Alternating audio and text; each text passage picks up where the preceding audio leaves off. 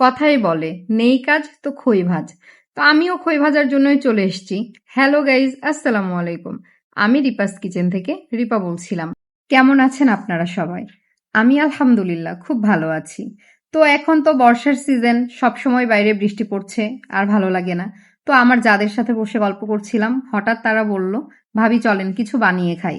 যেহেতু বাহিরে বৃষ্টি হচ্ছে, বাহিরে যাওয়া যাবে না, সেহেতু ঘরে যা আছে তা দিয়েই কিছু বানানোর চিন্তা করলাম।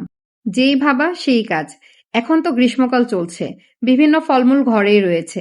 তো যে কটা ফলমূল আছে আমাদের হাতের কাছে সেগুলো দিয়েই কাস্টার্ড বানাইতে চলে আসছি। কাস্টার্ড খুবই পুষ্টিগুণ একটি খাবার, আর বাচ্চারাও খেতে খুব পছন্দ করে। এর জন্যই আমার যারা বলল ঠিক আছে তাহলে আমরা কাস্টার্ড বানিয়ে ফেলি। তো কাস্টার্ড বানানোর জন্য প্রথমেই দুধ জাল করতে হবে। আমাদের ফ্রিজেই দুধ ছিল, সেটাকে নিয়ে আমরা পাতিলে বসিয়ে দিলাম। এরপরে কাস্টার্ড পাউডার প্রয়োজন, এটাও আমাদের ঘরেই ছিল। তো দেখতেই পাচ্ছেন আমাদের যখন দুধটা জাল হয়ে গিয়েছে তখন পাউডারটাকে আমরা সুন্দরভাবে গুলিয়ে দুধের সাথে মিক্সড করেছি। দুধের সাথে মিক্সড করার পরে এটা কিছুক্ষণ জাল করার পরে সুন্দর একটা ঘনভাব চলে এসেছে। তো এদিকে আমাদের দুধ জাল হয়ে গিয়েছে মোটামুটি। আমরা ফলমূলগুলো কাটতে বসে গেছি। প্রথমেই নিয়ে নিচ্ছি আম। আমগুলো সুন্দর করে পিস করে কাটতে হবে। আর দেখতেই পাচ্ছেন আমার যা সুন্দর করে আম কাটার দায়িত্ব নিয়ে নিয়েছে।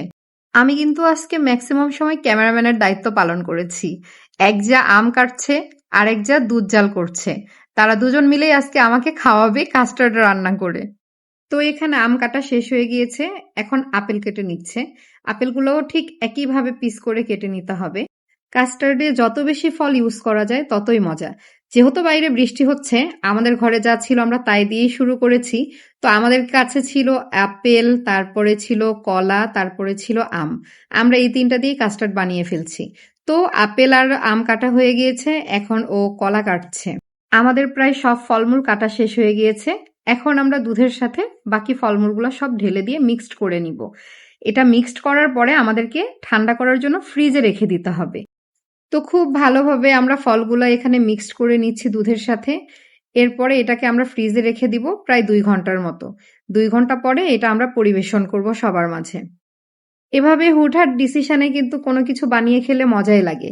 তো দেখতেই পাচ্ছেন আমাদের কাস্টার্ড হয়ে গিয়েছে, আমরা ফ্রিজ থেকে নিয়ে এসেছি, এখন পরিবেশনের পালা।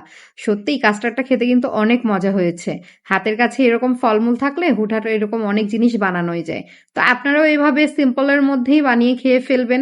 আর আমাদের জন্য অবশ্যই দোয়া করবেন। আর আমাদের ভিডিওগুলো যদি আপনাদের ভালো লাগে অবশ্যই একটি সাবস্ক্রাইব করে যাবেন। আর ততক্ষণ পর্যন্ত সবাই ভালো থাকবেন, সুস্থ থাকবেন।